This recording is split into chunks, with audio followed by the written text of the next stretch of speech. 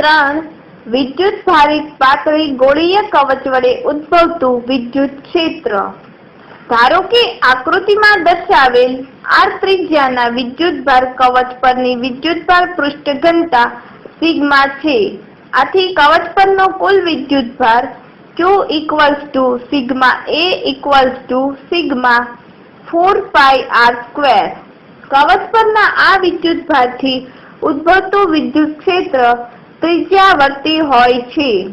આવા વિદ્યુત તંત્ર વડે કવચની અંદર અને બહારના બિંદુઓએ વિદ્યુત ક્ષેત્ર શોધવું છે. 1. કવચની અંદરના બિંદુ માટે.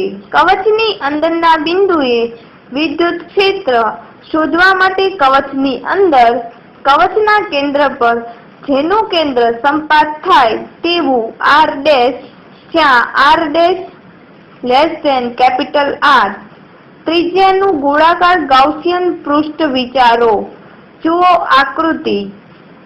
આ પૃષ્ઠ વડે ઘેરાતો વિદ્યુતભાર Q = 0 હોવાથી ગાઉસના પ્રમેય અનુસાર ઇન્ટિગ્રેશન સદિશ E ડોટ સદિશ dA = Q/ε0 = 0, કારણ Q = 0. તેથી સદિશ E = 0. આમ વિદ્યુત ભારિત ગોળીય કવચના અંદરના વિસ્તારમાં વિદ્યુત ક્ષેત્ર શૂન્ય હોય છે. 2. કવચની બહારના બિંદુ માટે. કવચની બહાર E શોધવા માટે r ત્રિજ્યાવાળું R ગાઉસિયન ગોળાકાર પૃષ્ઠ વિચારો. જુઓ આકૃતિ. આ ગાઉસિયન પૃષ્ઠથી ઘેરાતો વિદ્યુતભાર Q થશે. ગાઉસના નિયમ અનુસાર આ પૃષ્ઠ સાથે સંકળાયેલ ફ્લક્સ ઇન્ટિગ્રેશન સદિશ E ડોટ સદિશ dA = Q/ε0 integration E dA cos 0 = Q/ε0, કારણ સદિશ E અને સદિશ dA એક જ દિશામાં છે. E × 4πr² = Q/ε0. તેથી E = 1/4πε0.Q/r². કવચની સપાટી પરના વિદ્યુત ક્ષેત્ર માટે R R મૂકતા E = 1/4πε0.Q/r².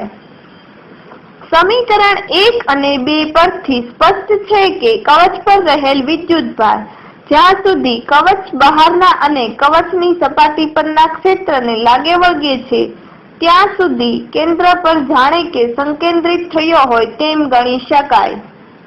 સમીકરણ 2 માં Q = 4πr² સિગ્મા મૂકતા E = 1/4πε0.4πr² સિગ્મા / r².